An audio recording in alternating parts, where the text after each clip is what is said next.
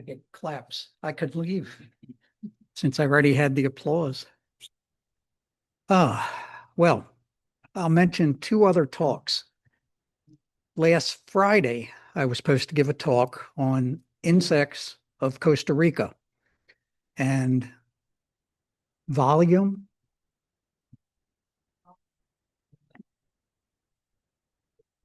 I will try. Can you hear me, Dave? Barely? Oh, okay. So anyway, I was supposed to give that last Friday night to the Maryland Entomological Society. And as many of you probably know, a major storm came through on Friday evening or Friday around 5:30 for us. And we lost power for 26 hours. And I was supposed to be presenting over Zoom. So that never happened. So that's another talk that's back in the wings. And I am preparing a talk, which I have not even started working on yet, but I'm supposed to be giving it to the Baltimore Bird Club in December. And that's going to be Gulls 101 for doing winter gulls. So I need to get to work on that. But tonight we're going to be working with shorebirds, and I need my clicker.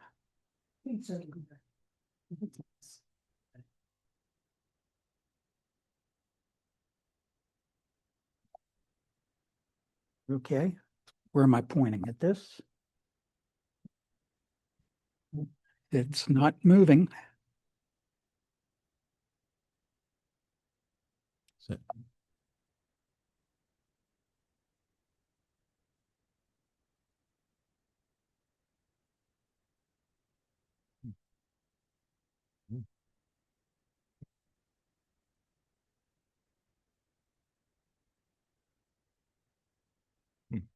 try it now.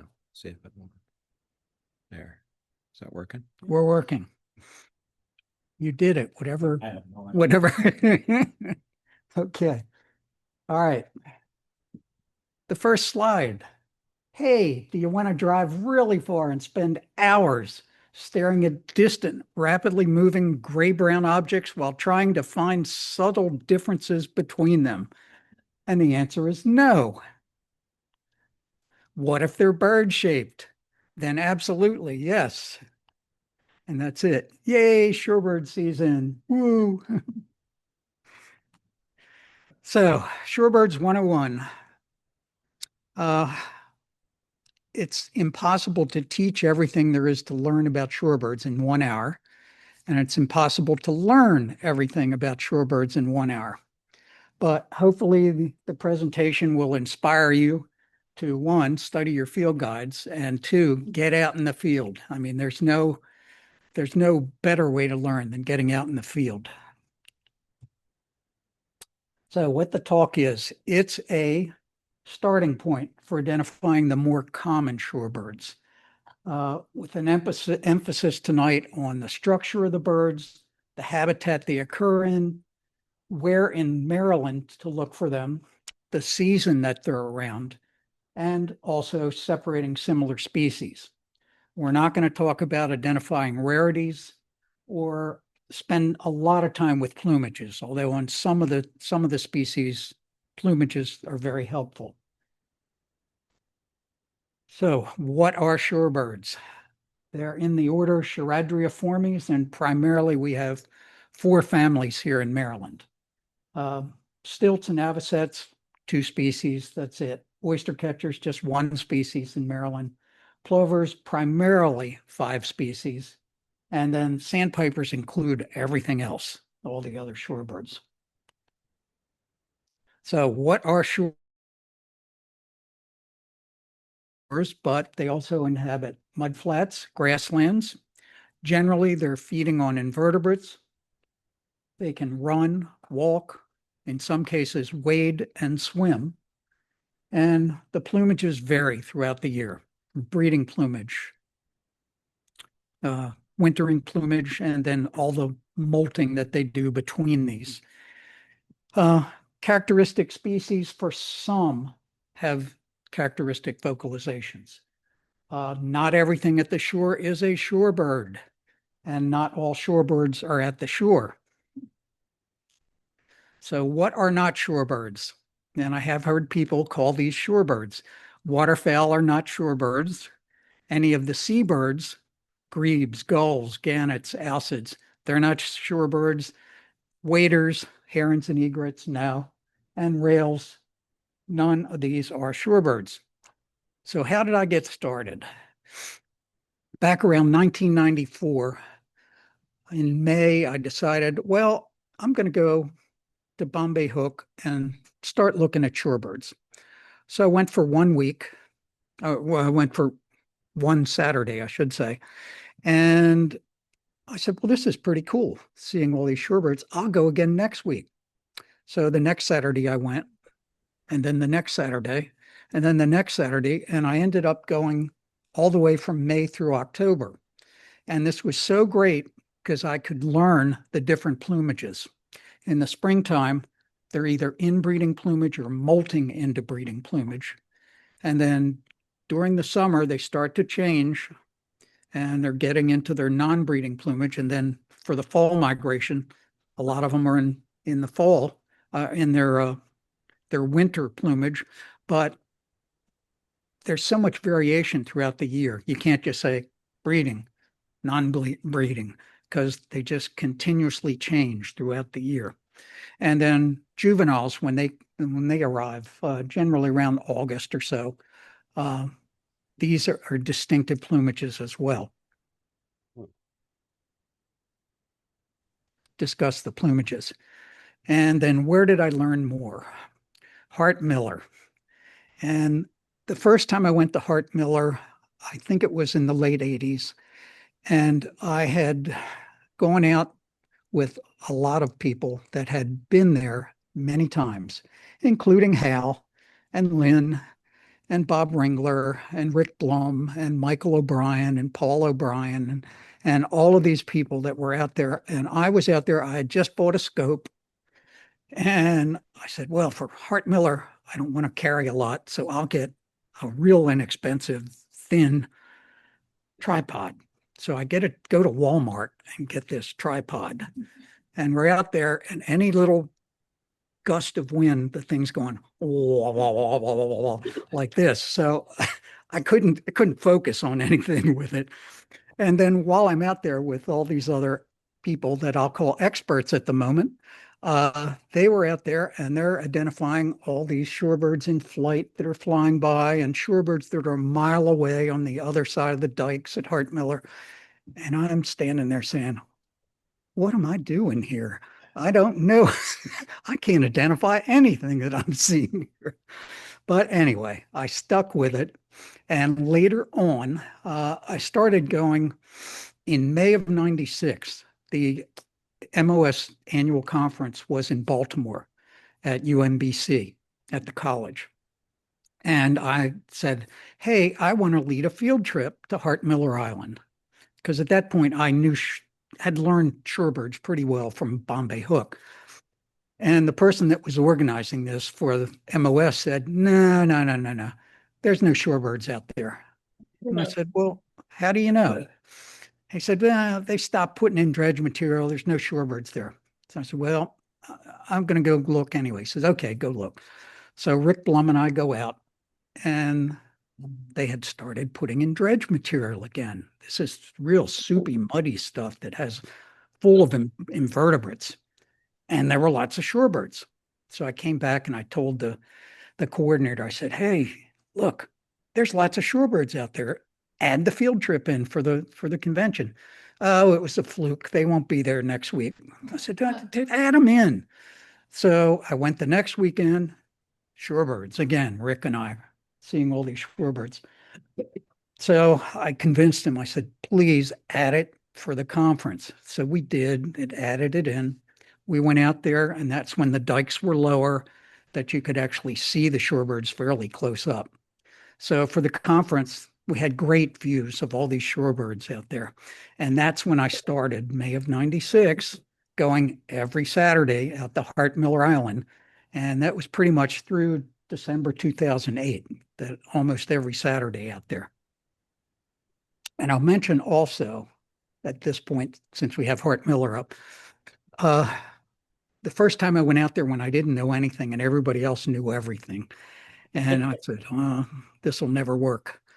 But once I started learning shorebirds, I was out there with two of my mentors, and the two of them are just discussing, debating what these shorebirds are that are on the other side of the North Sail of Hart Miller, which is approximately a mile away.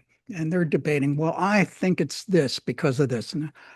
No, I think it's this because of this. Well, no, it's got to be this. No, I think it's this. So I looked through my scope and I said, well, why isn't it three red knots in winter plumage? And they just looked at me like, yeah, sure.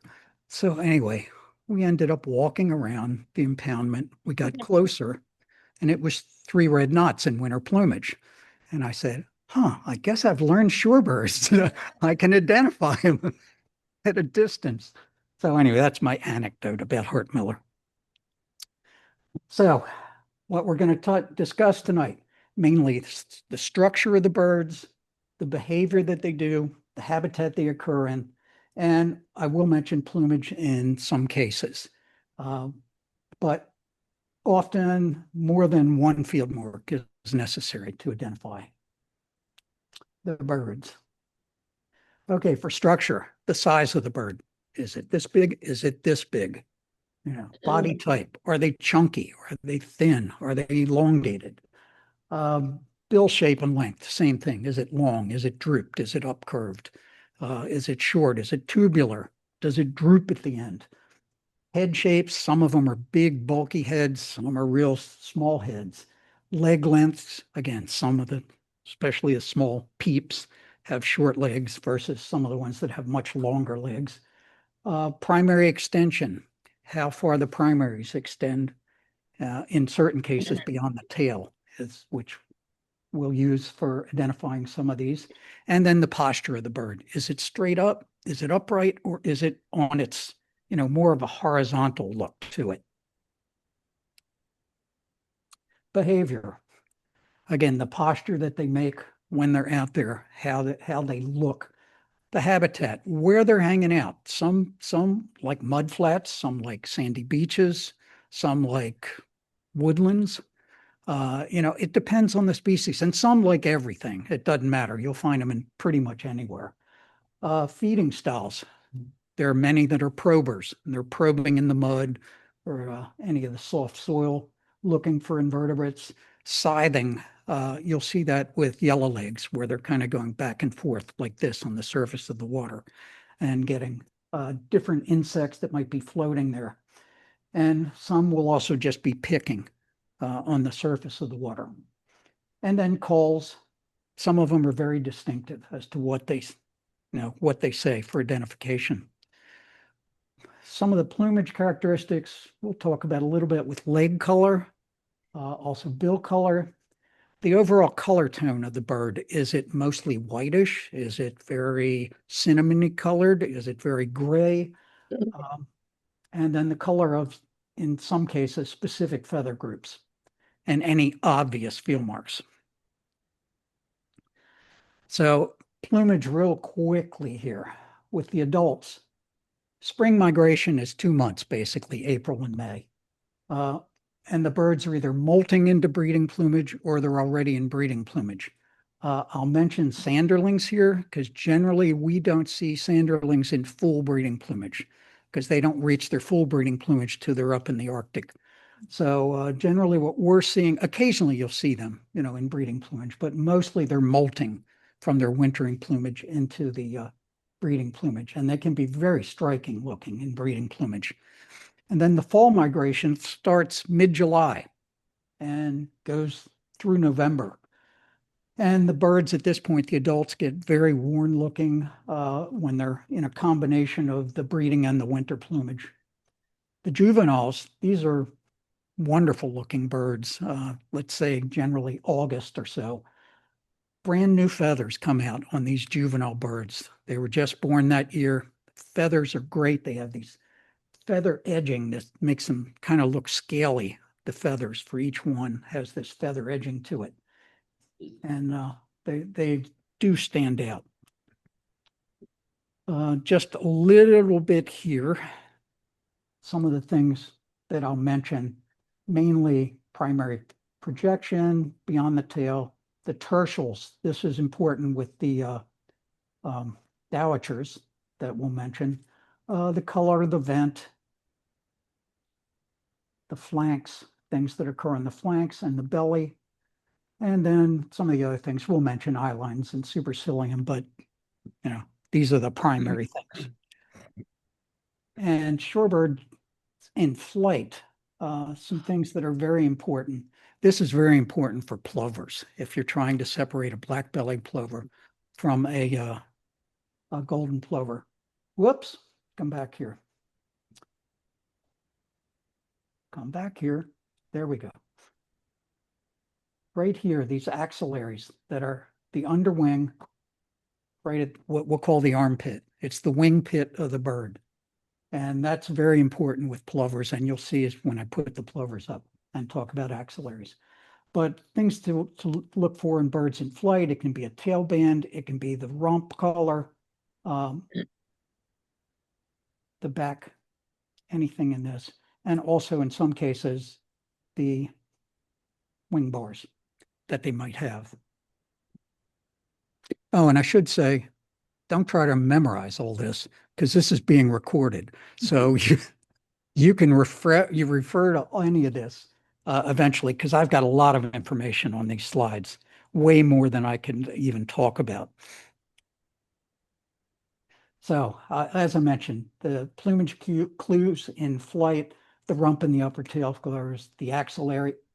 Geez, I keep pressing the wrong one here. The axillaries in the plovers. Do they have wing stripes and coloration of the back, the tail, and how far the legs extend beyond the bird? So this is updated for now. The Breeding Bird Atlas for this past year or the past 5 years. There have been some changes. One, American avocets now breed in Maryland. They bred down on Poplar Island. And we've lost one as well. Upland sandpipers, which historically bred on the northern tier of the state, those northern counties. There were no records of breeding upland sandpipers this year. So they moved on to the historical list with Wilson's plovers, which I don't know when the last time they bred, 30 years ago, maybe. And Wilson snipe still has not been documented as confirmed. They're thought to breed in Maryland, primarily in Garrett County is where the thought is, but at this point, still unknown. Okay, let's go through the families real quick here. The first family, the Recurvorostridae, which means bent back bill, which occurs to these two species. And some of these I have marked as unmistakable, that they're hard to misidentify. And you'll notice on the list here of characters, some of them are bolded and underlined. Those are really important ones. Everything else is just kind of background information, again, that you can look over once this has been recorded. Black-necked stilt. The thing important with black-necked stilts is the black neck. It can be brownish when they're younger, but it's a dark neck.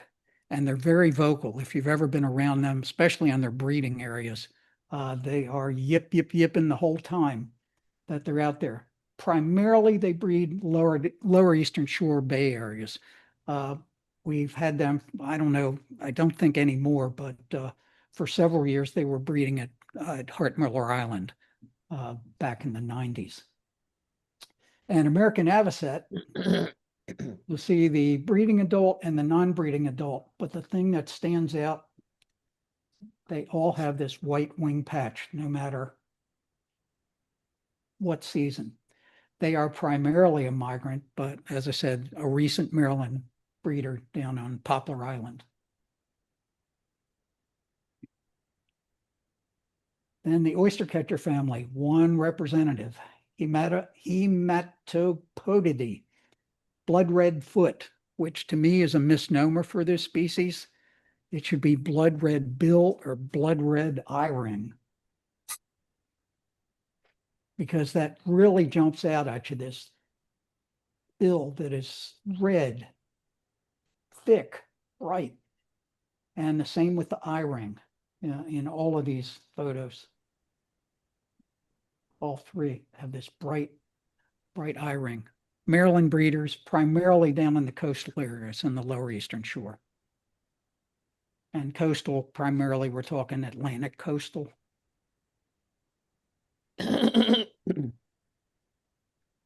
Then we have the plovers. Shorebird, which the word comes from, I forget whether it's Greek or Latin, from plover, but that word came from gully, which is thought where the plovers bred in these gullies. So anyway, we have primarily 5 species. We can break them down into 3 categories: double breast bands, single breast bands, and no breast bands. And we'll do each one of these categories real quick here. The double banded plovers. I'm sure everyone has seen killdeer. 2 breast bands, except the juvenile. The little fluffy juveniles here, they definitely don't look like adults, but they only have the one breast band. As they molt and grow older, they do develop the two bands. Killdeer, very vociferous. Especially if you're anywhere near the nest, you're going to hear them yelling their killdeer, killdeer, killdeer the whole time there. And they do the broken wing displays if you're near the nest. Common Maryland breeder, permanent year round, and found in all the counties. And the single banded, we have 2 of these: semi-palmated plover and piping plover. Look at the coloration of these. Brownish on the semi-palmated plover, where it's pale gray back and head and neck on the piping plover. And what's important, look where they occur. These are primarily on mud flats, and they're the color of the mud. Spring and fall migrants. These are on the beach, sandy area, and they match the color of the sand. This is a Maryland breeder, whereas the semi isn't. And primarily found Worcester County. Assateague Island would be the main place for finding these. And then we have the 2 unbanded plovers, and we'll look at a little bit of plumage in this case. But to separate these 2, one is chunky, the black belly. The American golden plover is slim. Look for the large round head on the goldens. Much smaller on the, I'm sorry, I said on the black bellied. The goldens have a smaller head and it's flatter across the top.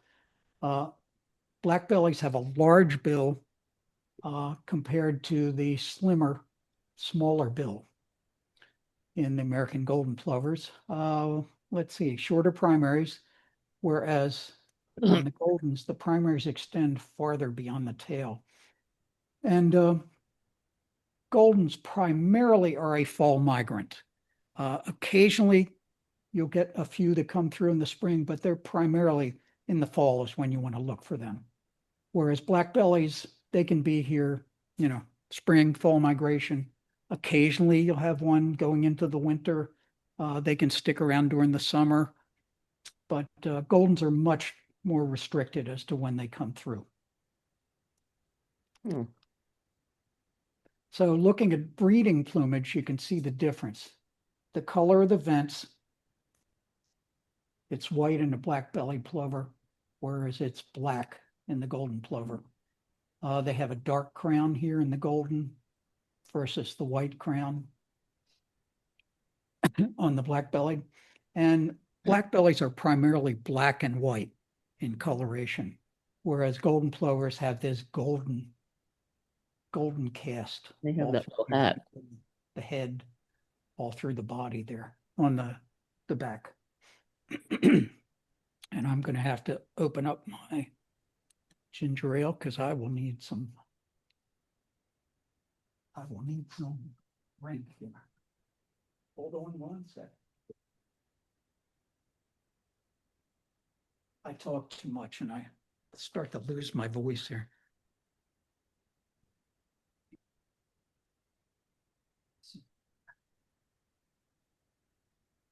So when these are in non-breeding plumage, you can't go that much by the plumage anymore, the actual feathers, but look at the shapes of the birds. Black-bellied, it's a chunkier bird, large round head, larger bill, thicker neck, and short primaries. The golden plover is much slimmer. And look at the thin neck, the flatter head, the small bill, and the primaries do extend farther on these birds. And then in flight, I mentioned the armpits. Black-bellied plovers in all plumage, they have this black armpit down here, the axillaries. And you don't see that in American golden plovers. They have pale armpits. The other things, there we go. Okay, the white rump on the black-bellied, there is no white rump on the golden plover. And if you look at those stripes, the wing stripes are thicker on the black-bellied plover, much thinner on the golden plover. But again, the most important things are the armpits. If you see these black armpits, and they do have a distinctive call that I won't attempt to do myself, but they're very distinctive in flight. And then the sandpipers, which includes everything. Scolopecidae, that from, again, Greek or Latin for woodcock, or which was also for long pointed stick, which if we're looking at woodcocks, that's, you see the bill that they're talking about here. We'll go through these various by size and by locations. The larger sandpipers will do first. And you can see the biggest one here is the marble godwit, 18 inches. And Wimbrel is just under that, 17 and a half. And we'll go through these by group. Godwits are pretty much unmistakable when you see one. These bills are so incredibly long. And one of the first times I saw a godwit, there was a flock of 12. And I looked and I said, oh, these are long-billed dowitchers. Look how long these bills are. And then I looked at them and said, wait a minute. These aren't long-billed dowitchers. They're godwits. They were Hudsonian godwits. But you can see the difference in coloration on these. Generally, they're gray-backed, what you're going to see on the Hudsonian, whereas these are very cinnamony color, very tawny looking on marble godwits. And again, marble godwits are much bigger than Hudsonians.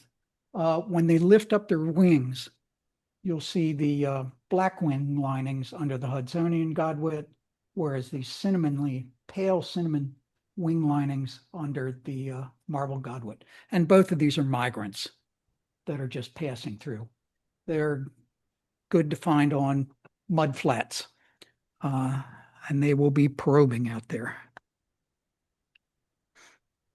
Another unmistakable one is the Wimbrel. Very large bird, very erect standing, long legs. What stands out with the bird, this long decurved bill and the brown striped head. Find them on sand flats, salt marshes, another migrant that moves through. And I forget the numbers, but tons of these move up the East Coast. Is it South Carolina? Do you remember? I think it's South Carolina, or one of the staging areas for these on the East Coast, where probably the majority of the Wimbrels in existence come through that one mud flat. They stay a while, feed, and then head up north.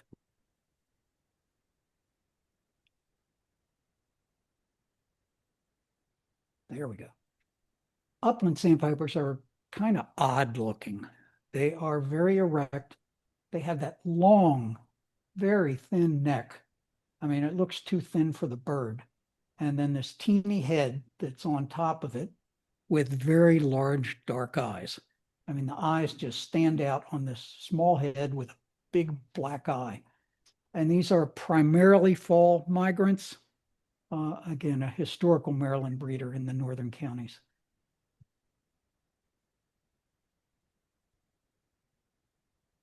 Then we had the long-legged waders, willets, and the two yellowlegs. And willets, I'll mention there are two populations of willets, the eastern willets and the western willets. Ours are very brownish looking, especially in breeding plumage. They're very dark looking. And you'll see more slides of these coming up. Eastern willet has this long, thick bill. Breeding, they're very dark brown and heavily barred underneath, as you can see right in here.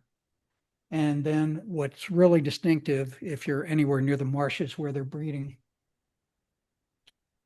right here, the black and white wing pattern that stands out. And again, this is another one that's very vocal with their pillwheel willets that you call. If you're in the lower eastern shore, you're going to find these in marshes down there. So salt marshes, great place. Tidal mud flats, anywhere like that. These are summer breeders. The eastern birds are summer breeders in Maryland, these coastal marshes.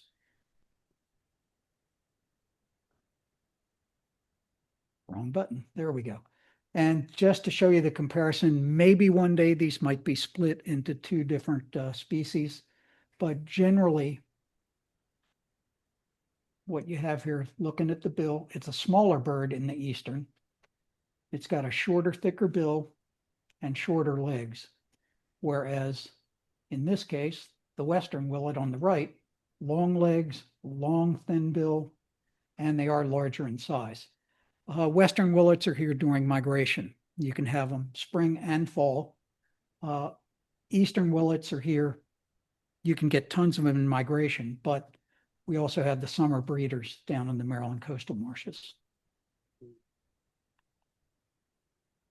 Then greater yellowlegs and lesser yellowlegs. You look at this slide and you say, how can you ever mistake one for the other?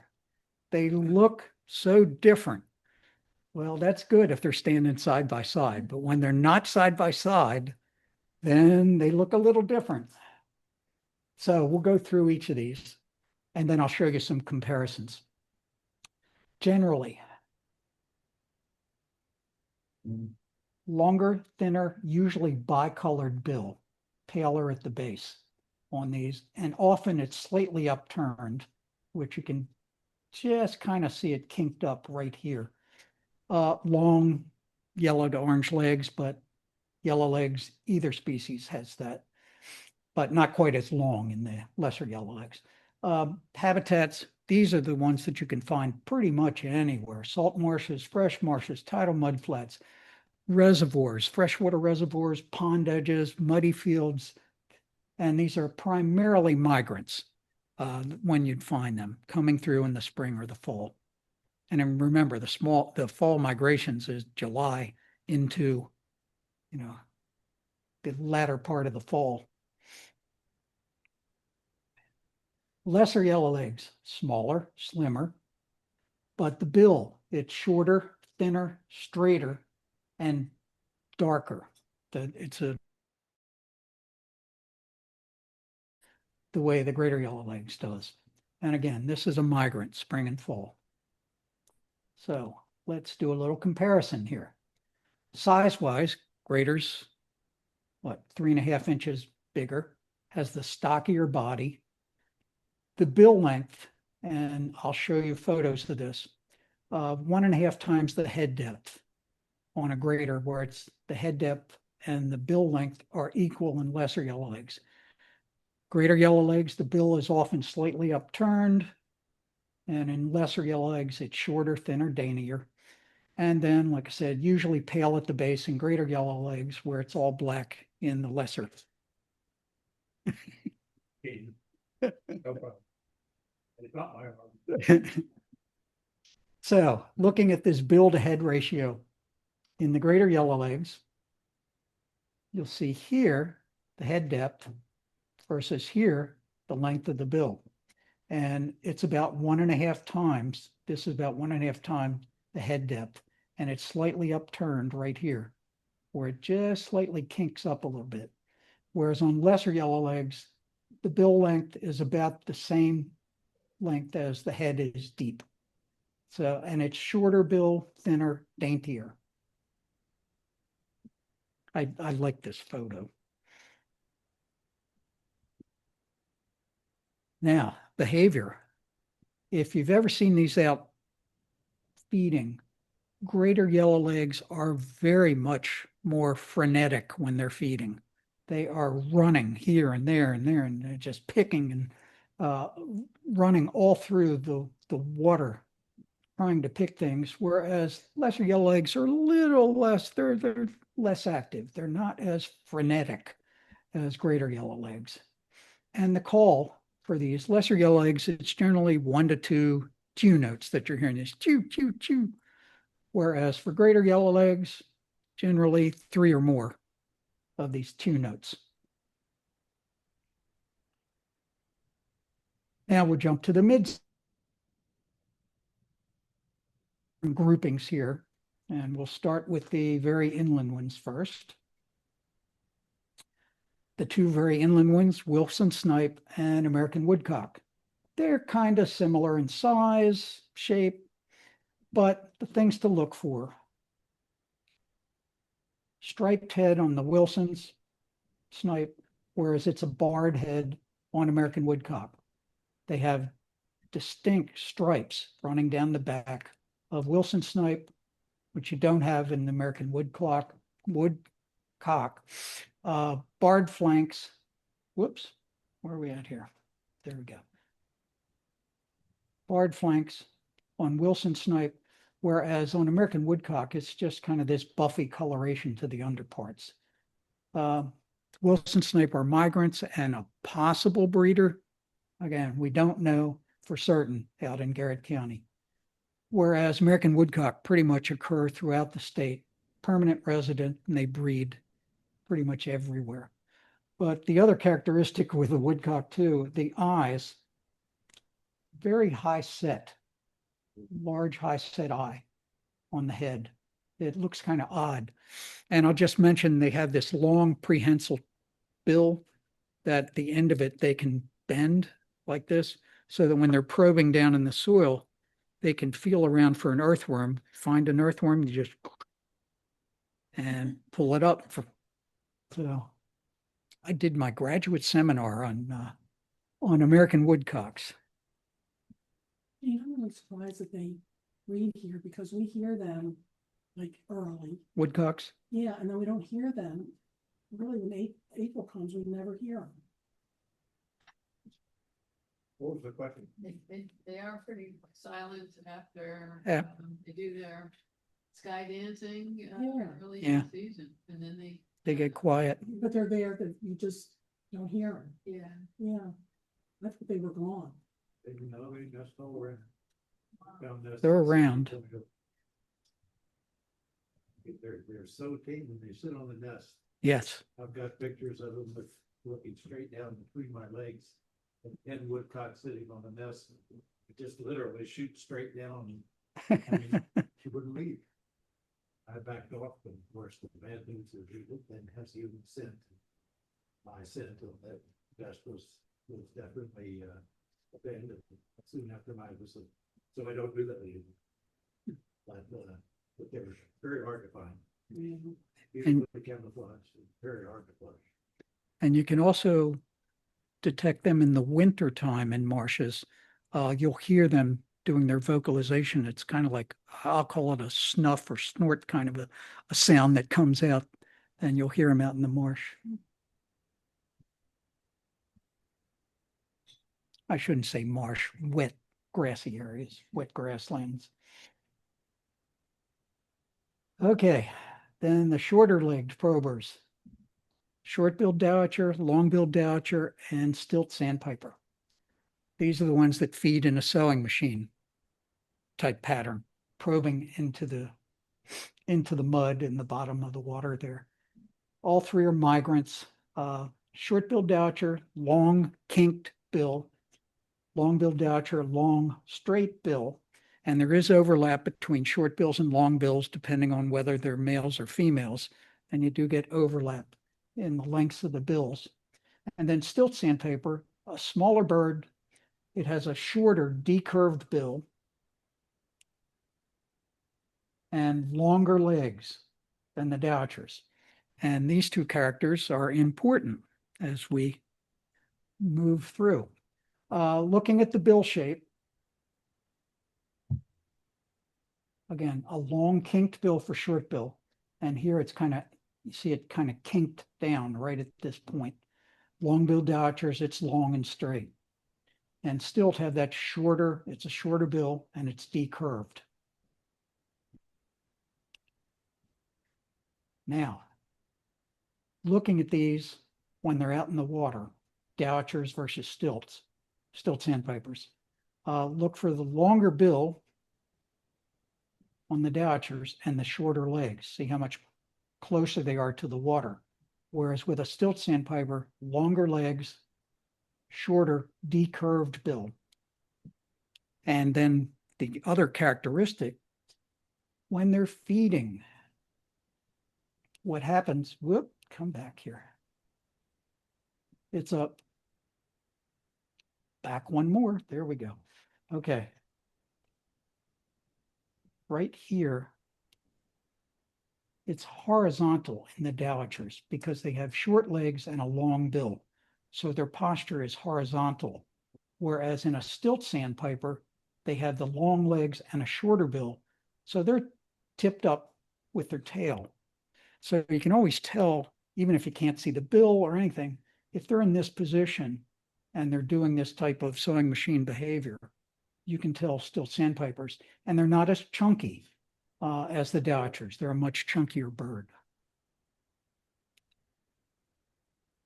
Then another way, which I do have some trouble with this particular character, but theoretically, short-billed dowitchers have a flat back, whereas long bills have a more rounded back. Short bills, that hump is more at the shoulder, where it's more in the center of the back with long bills. But I admit I have problems with that. And then juvenile dowitchers. This is when they're pretty. These are so brightly colored, and they have these tertials back here that are barred. They have barring in them. Bright orange feather edging on the upper parts, and these are an early fall migrant. You'll see these August on. Whereas long-billed dowitchers, the juveniles, the tertials are unbarred. You'll see they're plain, and it's hard to pick out here, but they have dull reddish coloration on the edging of the upper parts. And these are a late fall migrant.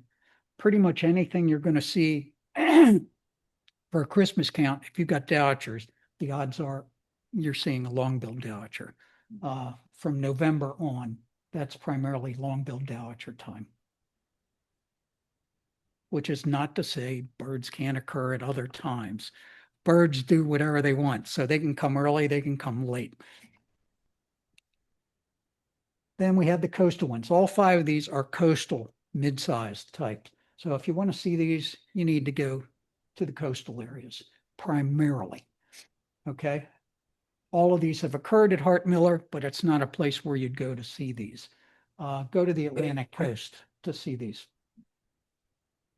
Start with red knots, and hopefully we'll see those on Sunday. Chunky bird, tubular, tapered bill. All plumages, whether you're breeding up top, non-breeding in the middle, or juvenile down below. These are tubular tapered bills. And habitat where the horseshoe crabs are mating. So hopefully we'll see those at DuPont Nature Center on Sunday. Now, last year, Marcia and I led a little mini trip for a few people. We went there during the full moon, went there, saw almost no horseshoe crabs and a few red knots, not a whole lot. The week later, there wasn't a full moon and the place was full of horseshoe crabs. So, you know, they don't always cooperate with what they're supposed to be doing. And more red knots as well that second week. But hopefully they'll cooperate this year. Gene, this year we've already missed the full moon, so hopefully they're. That's on the right. same It was schedule. just last weekend. Yeah. So hopefully that will work and we'll have them this year. And again, these are primarily spring migrants for red knots. And probably everything I'm saying is primarily, since birds have wings. Ruddy turnstones. The thing that stands out in all of these birds, breeding plumage, it's this upside down question mark. Non-breeding plumage and juveniles. They all have that upside down question mark on the chest and the neck. Good place to see these. Rock jetties is real good. Ocean City Inlet, real good. Migration primarily and in winter. Purple sandpipers. Everybody wants to see purple sandpipers. Orange legs, that long, thin, slightly decurved bill, and there is an orange base to the bill as well. Brownish gray upper parts. These are primarily here in the winter time. Ocean City Inlet's a good spot to find these. And here in Anne Arundel County, down at, what is that, Harrington Harbor, the jetties down there, and also Chesapeake Beach on the jetties down there. Good places to look for these. Again, primarily a winter bird. Dunlin, migration and winter, they're kind of unmistakable when they're in breeding plumage with these black bellies. But look at the long black bill, decurved at the tip. So the bills are the same, the body shape's the same, no matter what the season is, they have that same distinctive look to them. And then sanderling. In winter, these are the palest of any of the shorebirds that you'll see. And in Ocean City or Assateague, you'll see them running in and out of the surf. Again, migration and winter, but thing to notice here is the black at the bend of the wing. And it's a little hard to see when they're in breeding plumage, but non-breeding and the juveniles, they're very, very distinctive with that black wing at the bend of the wing. And remember that character, because there will be a quiz about that character later on in the talk. The other mid-sized sandpipers, spotted, solitary, pectoral, and buff-breasted. Spotted. These are a Maryland breeder. They do this tail bobbing activity when they're kind of walking around, bobbing up and down.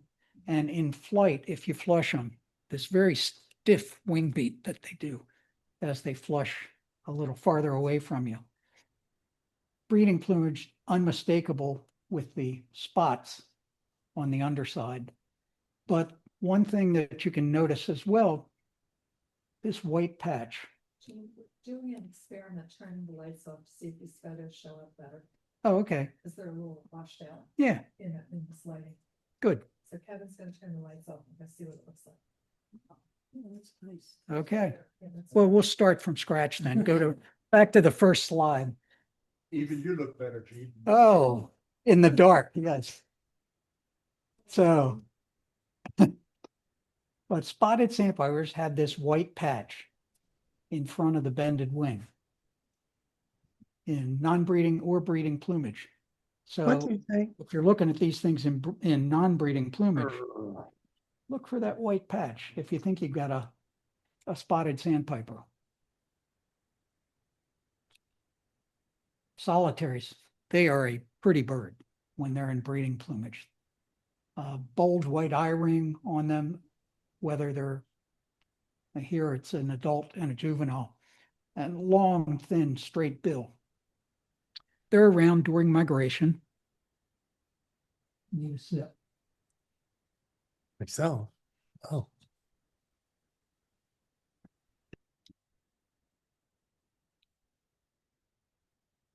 But they are very attractive when they're in breeding plumage with all this striping that they have there. Heavy streaking, yes, I should say. Pectorals, they're kind of unmistakable. This heavily streaked brush on these chunky birds. And they have a straight, tapered, bicolored bill. Again, during migration is the time to look for them, spring and fall.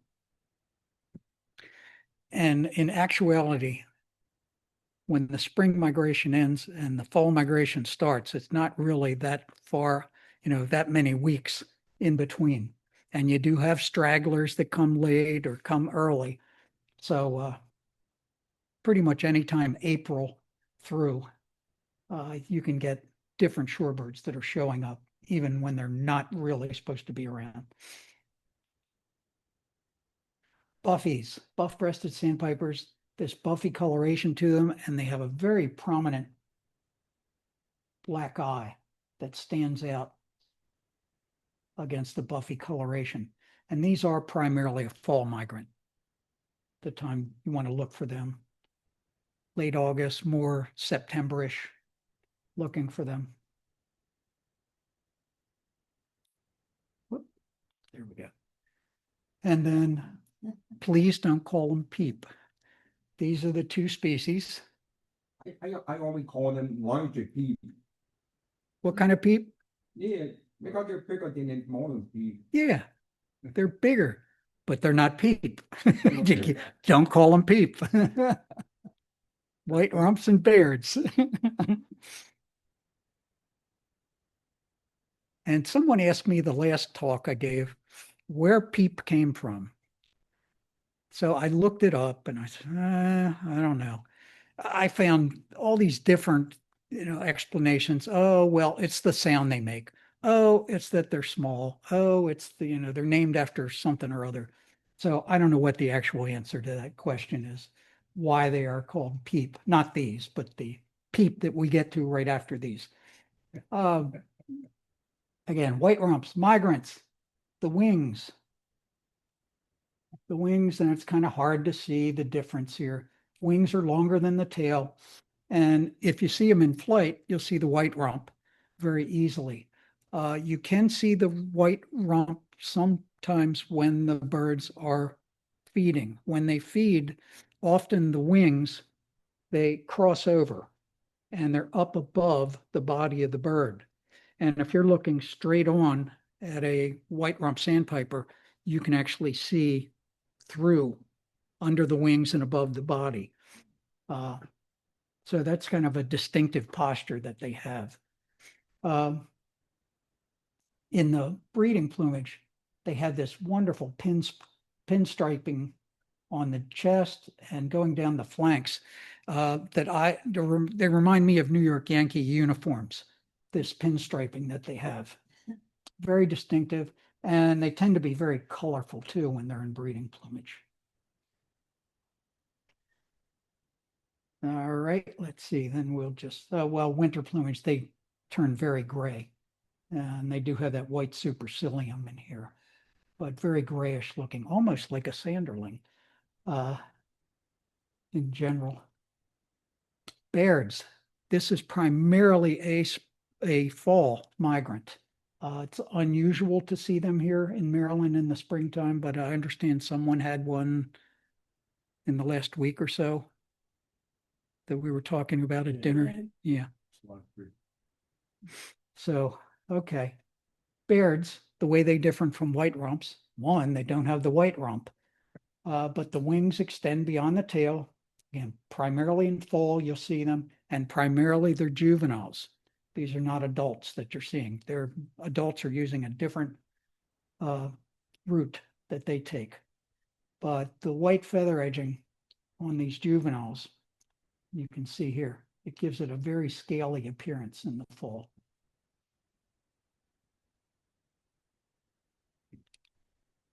Okay, now we can call them peep. The three last, and we're getting near the end of the talk here. The three small peep, generally all are migrants, but in the wintertime, Christmas counts, least and western are the ones that, if you're finding them, those should be the ones that you're seeing, least and westerns. Least has a tapered, pointed, and slightly decurved bill. Yellow legs if they're not in mud. If they're in mud, they're going to be dark. But anyway, if you see the yellow legs, that's very good. Semi-palmated have a short, straight bill, tubular, and blunt tipped. Westerns have a long, tapered bill, slightly decurved, and often the tips look like it's actually drooped down. And I'll mention a little bit about coloration in here too, but we'll see them in the next few slides as well. But westerns are the brightest. They have these bright chestnutty type highlights on them in breeding plumage.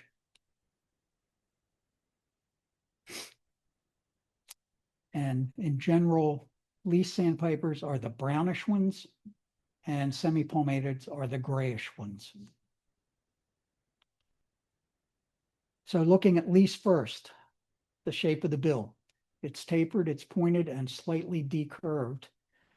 It has the yellow legs, and it's always the darkest of any of the three. And I'll mention these least. One thing with sandpipers is they tend to stratify from up on the shoreline down into the water. And a lot of it is based on the length of their legs and what they can feed on. Generally, on the shore, you're going to see more least sandpipers. And then as you get into the water, it'll be more of like semi-palmated western. Then you can have white rump generally a little bit farther out, and then you get into the real longer leg stuff beyond that. So they do tend to segregate depending on the length of their legs somewhat. Semi-palmateds.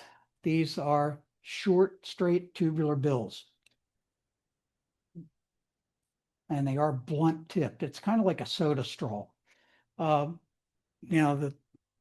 the eastern populations that we have here, and in particular the females, they can have much longer bills. So they can look more like a western sandpiper, but you have to look at the shape of the bill. And again, the coloration. These are very grayish looking birds. And then the westerns, long tapered bills. And depending on the photograph, I have a greater appreciation for photographers after putting this together, because every photograph you take can't show all the characteristics. If the bird's facing one way or the other, it completely kind of skews what you're trying to show. But here you can see this kind of long, slightly drooped at the end.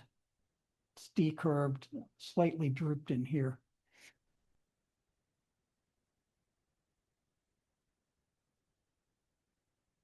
And they are the brightest, like I said, of the birds. So generally people have trouble between western and semi-palmated.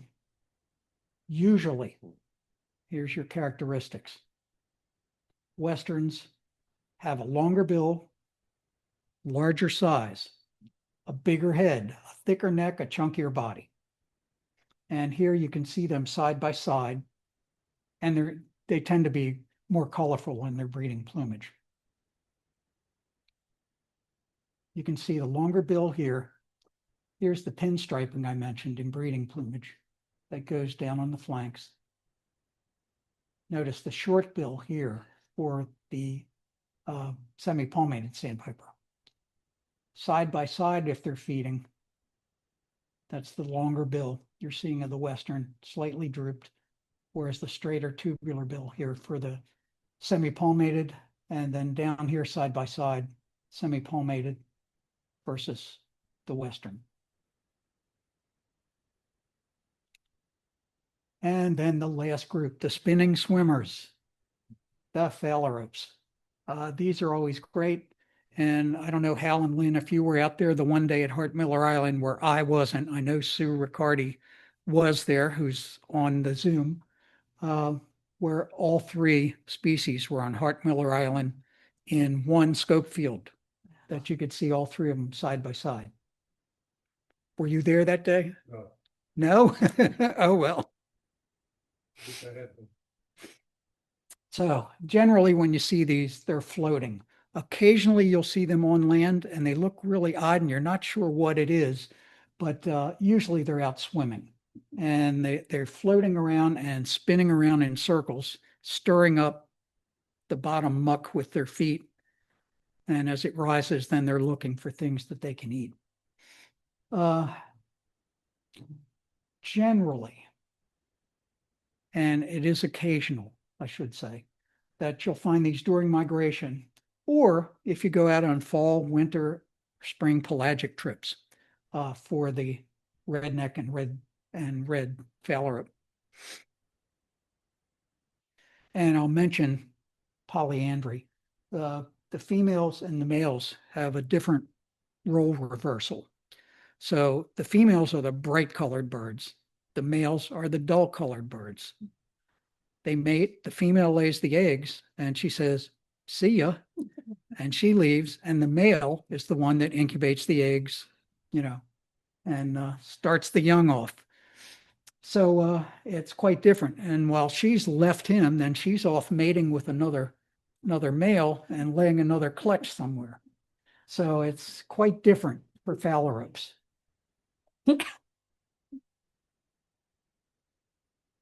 Wilsons. Wilsons are the one, if you're seeing them inland, this would be the one that you'd normally see, Wilson's phalaropes. They have that very long, thin black bill,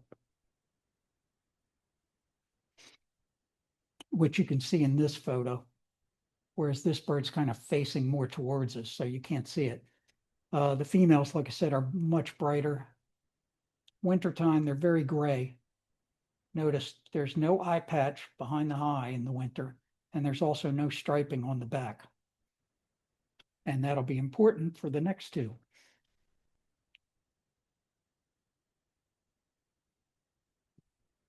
Rednecks, they are one of the pelagic species.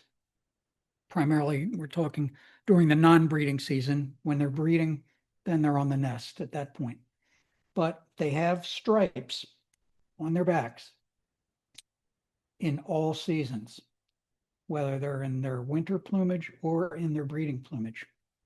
And that's good for distinguishing them between these birds and the next one, red phalaropes. And notice that there is a dark patch behind the eye so that you don't mistake this and think that it might be a Wilson's. It's not. It's got the stripes and it's got the dark patch behind the eye. And then red phalaropes, I'd say it's next to never that you'd ever seen one that looked like this unless you head up to the Arctic, breeding female in that coloration. Generally, if you're seeing them, they're non-breeding plumage. I think occasionally on pelagics, you can get them with some coloration, but it's often, if you're seeing them, they'll look like this. Now, notice they've got the dark patch here behind the eye, but they have no stripe.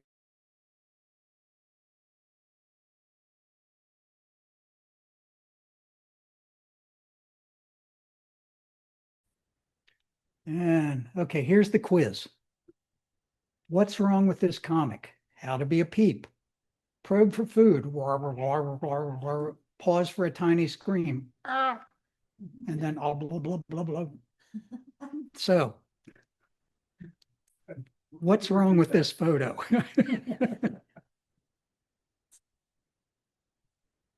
Did I hear it? It's not a peep. If you notice, it has dark at the shoulders on the bird. Do you remember what I said that was? Lynn's nodding her head, yes. Marcia's nodding her head, yes. So one thing. It's a one-word name. It's a sanderling. So not a peep. Blah, blah, blah. Okay. That's a SMO. So people ask me about shorebird references. The two general field guides, I grew up with the National Geo Guide, and I still like that, my favorite field guide. Great for looking up things, not just shorebirds, gulls, and other things. And the Sibley guide, which I don't have. I think Marcia has a copy of it at home, but generally, either one of these is good, but I really like the Geo Guide. And then when you get into specific shorebird guides, when I started with shorebirds, there was only one available, and that was the one on the left here, Shorebirds an Identification Guide. I used that, and then when Shorebirds of the Pacific Northwest came out, I thought, it's Northwest, but I'll get it. I got it, and it's a fantastic book. Has wonderful diagrams in it separating a lot of the eastern species. So I really like that. But these, again, they were 1986 and 1993 that they came out. Come out. Shorebirds of North America, which is a photographic guide, then Shorebirds of North America, Europe, and Asia, and then the Shorebird Guide that Michael O'Brien and Richard Crossley and Kevin Carlson did. These are all three great books, probably not field guides that I would say, but keep a reference in your car or at home. And the photo acknowledgements. I couldn't have done this without permission of Bill Hubick and Jim Stass, who allowed me to use all their photos. And I'll be relying on them for my goal presentation as well. Once we get into that, supplementary photos that I got from a presentation back in 2007 that MOS put together, Shorebird ID challenges, this identification workshop. And they used photos from the people that are listed down below. So, anyway, hopefully with their permission, and special acknowledgement to Marcia, who twisted my arm to create this presentation the first time that I gave it to the Patuxent Bird Club. Hey, Marcia. Huh? Yeah, just Regina and I met. That's right. That's where we first met, at Conowingo. That's not taken the first time we met, but that's where we met. That's a non-pickup spot. Yeah. Yeah.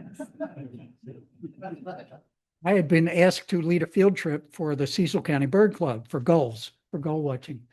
And I was meeting, who was it? Leslie Fisher, thank you.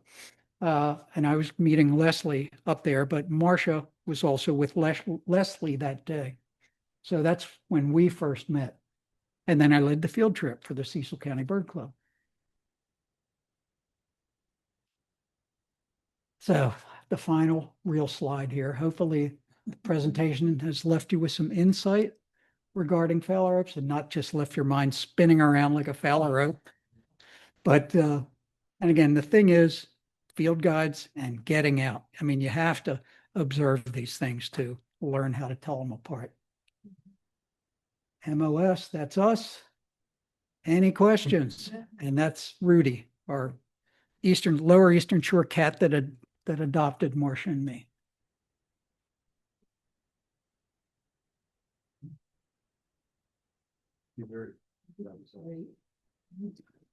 Questions? Yes. One If of my any. questions is, when you say lower eastern shore, Mhm. where do you go? Where we were, We were in Princess Anne in Somerset County. So That was that destination, you know, for that weekend. Somerset, Wycomico, Worcester, Dorchester, down in that area for Lower Eastern Shore. But there's no really good shorebird spot down there. Sometimes Teal. along Elliott Island, but Teal. sometimes it's Eel Island Wildlife Sanctuary, depends on water levels. And every now and then you get lucky, it's just loaded with them, but for the most part, go to Delaware. Shreve itself does get shorebirds Sure. in the marsh at Rumble Point. We had a spring work weekend, first weekend of April, and there were shorebirds out there. I mean, there weren't thousands and thousands, but there were little groups. There were lease and dowitchers, lots of willets, of course. Dunlin, there were Dunlin all over the place. But with Irish Grove, I would say there's so few shorebirds that the seasons are more pronounced. So like you don't get that overlap like you do when there are a lot of shorebirds in one place. Because there's just not enough to do. I wouldn't mess up with Art Miller, Maryland, it doesn't have Mhm. every species in your talk I have had at Sandy Point. There over the years, they all come through. And if you could get somebody to build a wonderful shorebird impoundment anywhere, Calvert County or Poplar Island now, it's we could get out there and they have some terrific habitats. And that's what Maryland is lacking compared to. Yeah, back in the day when we were going to Hart Miller every week. And there were sometimes when they were putting in dredge material 24 hours a day, 7 days a week.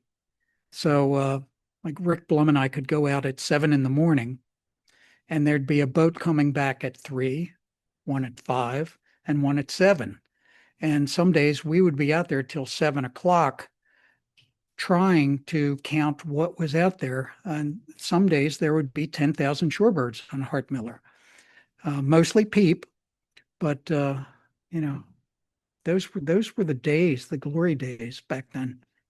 Back in the day in Cecil County, we had a great place, Courthouse Point, which was a dredge material placement place. And while they were placing dredge, it was covered with shorebirds and good diversity. But they didn't place dredge there very long, and as soon as they stopped, no more shorebirds. And there's a few that come through there now, but nothing to speak of. Really. Yes, So, Alan. That's a question that might come off of what she just said. We started late, Sue and I started very late, later in our lives, and we went to Swan Creek. Mhm. It's open very regularly. That's where we kind of grew up. And we've seen most of these at one time or another, and I'm thinking, I'm on the edge of the city. And it's a dredge cell, but of course I Yep. know more about it now than I did then. But I kept wondering why all these birds came to the city. Because they, almost all of these, not all for sure, but almost all of them have been seen there or being seen there in the last 10 years or so. At that dredge cell, and it was just amazing to me, because I heard Oh. your story in all these different places. And of course, I wish I had known all these things when I first saw them. But does that kind of play out? Is it because of the Yeah. I mean, what they're sucking up from the bottom, all that, the bay sediments, they're full of invertebrates. And when they're spreading that stuff out in the cells, that's what the birds are going after. The gulls and terns as well, going after whatever's coming out of the pipes. Yeah. There is a red fowl group at Bombay Hill right now. They're actually an oyster watch road. They're real big, and then that fellow was a big time, so there, in about an hour south of Ivy Mountain. Where's the second place? Oyster watch road. Oyster Rocks. Oyster, you know where it is? It's not Okay. far from the nature center where we see the red knob. Okay. It's, It depends on how much time we have, where Uh-huh. we go. it's not. we'll take the 7 to 7 o'clock. Just a joke. Yeah, I've been on many field trips to the Delaware shore. And I guess field trips that I've led, a while back for the Baltimore Bird Club. And we would start in the morning, 8 o'clock or so at Bombay Hook. And we'd be there till 11 p.m. or even midnight to get black rails, yellow rails.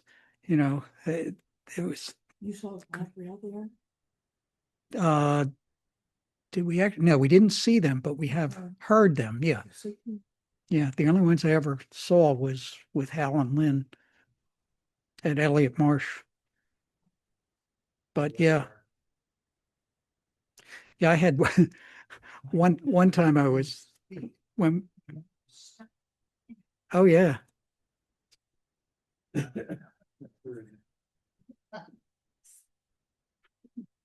One time when I was leading the trip down there, I was with, I ran into Claudia Wilds.